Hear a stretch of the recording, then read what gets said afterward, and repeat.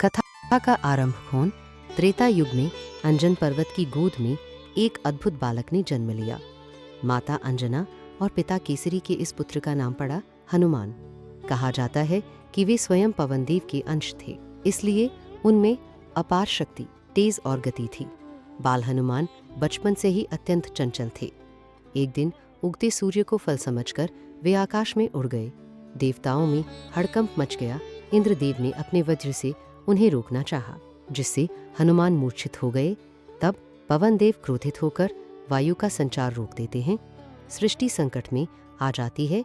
तब सभी देवता बाल हनुमान को वरदान देते हैं, बल, बुद्धि, विद्या और अमर कीर्ति। उसी दिन से वे महावीर हनुमान कहलाए। हनुमान और श्री राम का मिलन वह समय बीतता है। एक दिन किष्किंधा के वन में हनुमान जी की भेंट श्री राम और लक्ष्मण से होती है।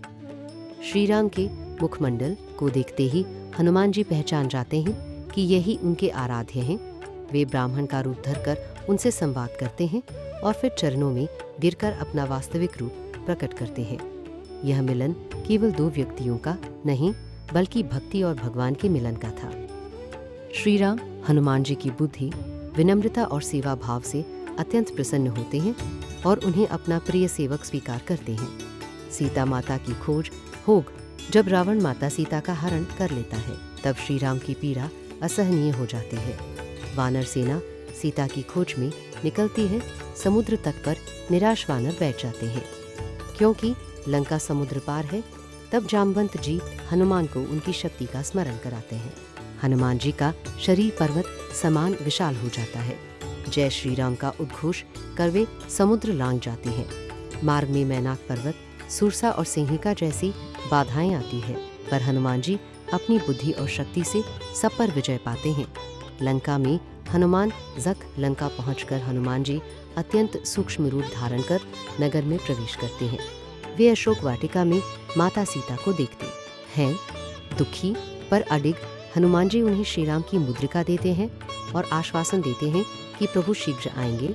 रावण के सामने वे निर्भय होकर श्री राम का संदेश सुनाते हैं।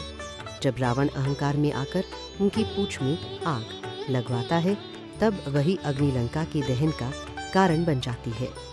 हनुमान जी लंका जला देते हैं, पर अशोक वाटिका को स्पर्श भी नहीं करते। यह उनकी मर्यादा और विवेक का प्रमाण है।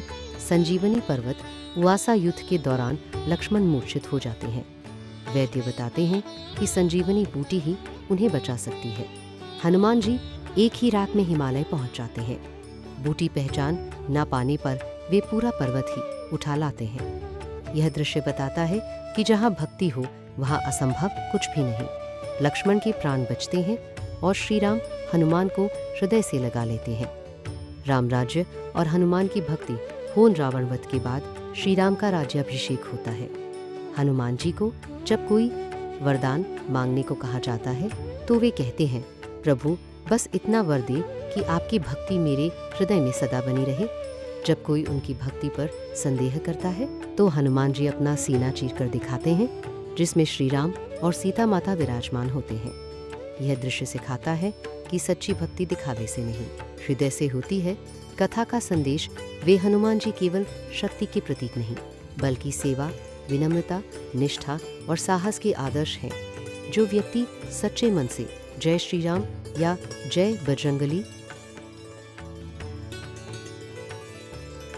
स्मरण करता है, उसके जीवन के भय, बाधाएं और नकारात्मक शक्तियां स्वतः दूर हो जाती हैं।